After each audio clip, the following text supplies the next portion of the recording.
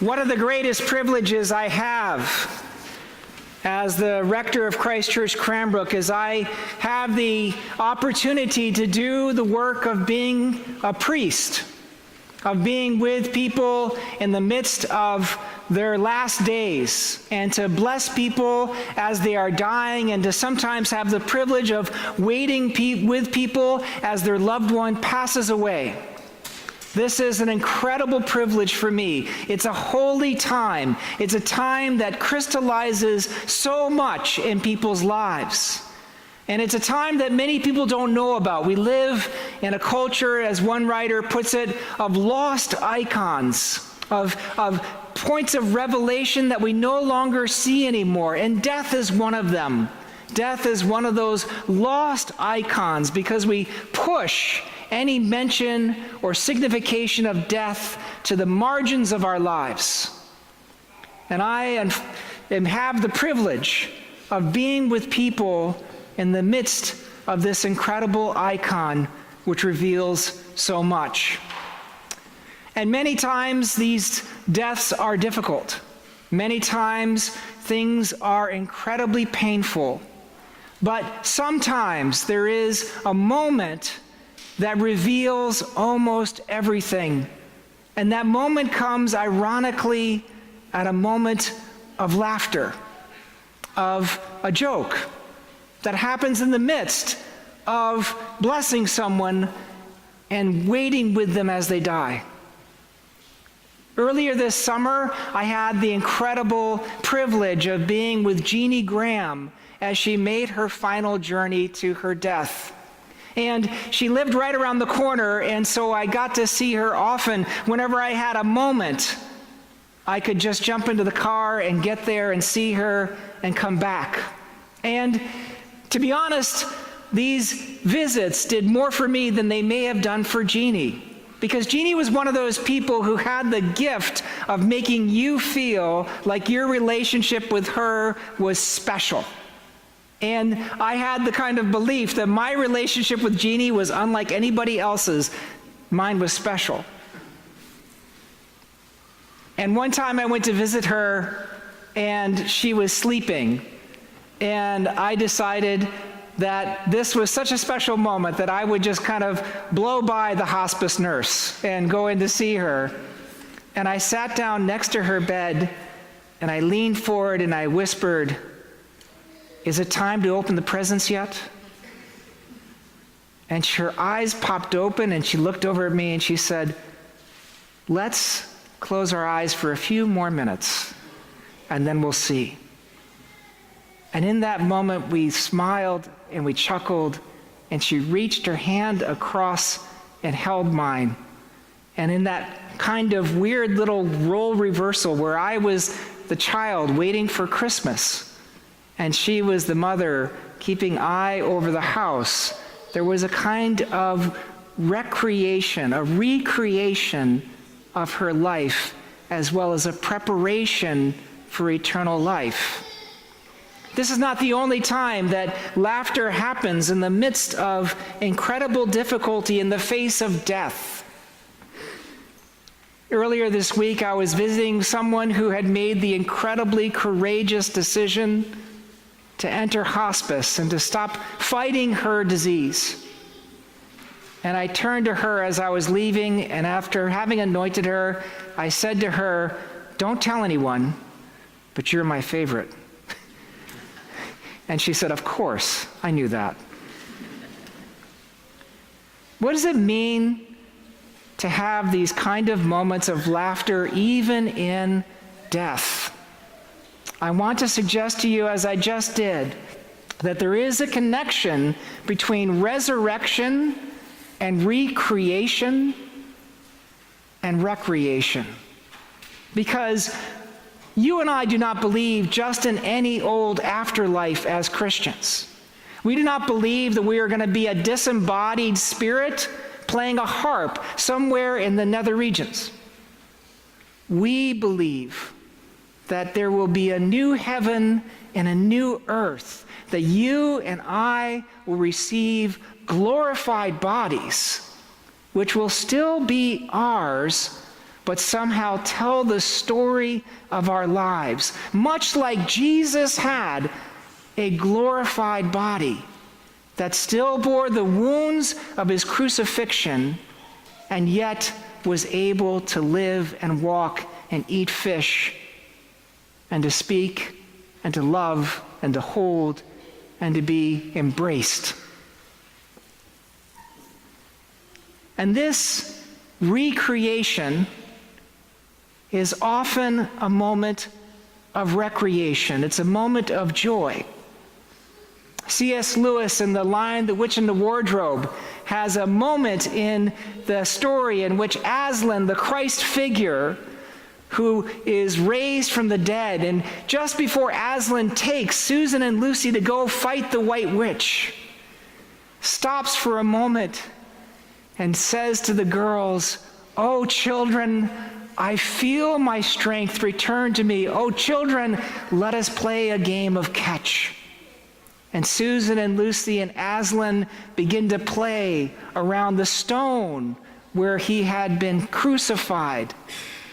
And they end the game with laughter and an embrace. This is what I mean by the connection between resurrection and recreation and recreation. This is why St. Paul in 1 Corinthians can say with almost laughter that we can see, "O death, where is thy victory? O death, where is thy sting?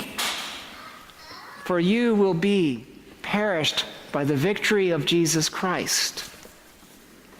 Now I say this all about resurrection. I say this all about death. I say this all about recreation because I want to try to hold together a major point that I want to make today about this feast day that we're doing All Saints.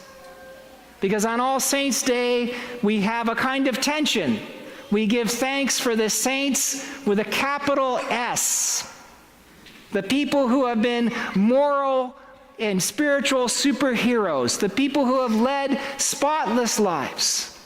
And then we also give thanks for the saints with a small s, the people who are complicated people like you and me, who struggle and fail and make mistakes and make our way and make our compromises, but somehow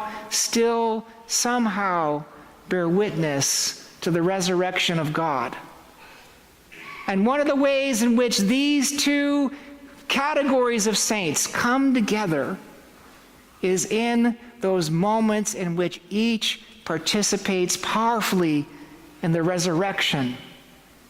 And the resurrection breaks in, not just at death, but at any moment in which we are reborn for God's purposes.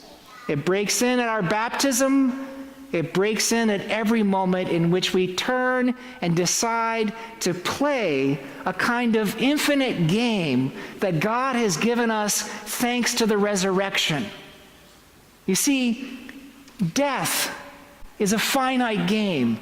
Death ends. This is why John Donne writes in his famous poem, "Death, thou shalt die." But the resurrection is an infinite game. The resurrection is a play that will never end. It will be a play that includes everyone. To say a little bit more about that, this category of being in a finite game as opposed to being in an infinite game, it comes from a scholar of religion named James Carse. He wrote a brilliant book called Finite and Infinite Games. Obviously a brilliant man, not a brilliant coiner of titles, but Finite and Infinite Games. And he writes in this powerful first chapter that finite games are games that are bounded with clear rules in which there is a winner and a loser, whereas infinite games have as their point not winning, but keeping the game going. And where finite games play within boundaries, infinite games play with boundaries. And where finite games follow rules so that there are some external controls to what happens in the game, you can step out of bounds. Infinite games actually have the rules that are constantly flexible and changing because there's an internal energy that keeps them going. And where finite games try to eliminate surprise through strategy, infinite games are created so that surprise can happen and can break out at any moment in the play. And in finite games, there's a focus on the past and a way of somehow limiting the future. In infinite games, there is a focus on the future, and the past is employed only to make the game go on in a powerful way. And so Karst writes, the joyfulness of infinite play, its laughter, lies in learning to start something we cannot finish. The resurrection is the start of something we cannot finish. Death finishes us all, but thanks be to God and Jesus Christ, all who believe in him live. And that is an infinite game. And saints play an infinite game of resurrection.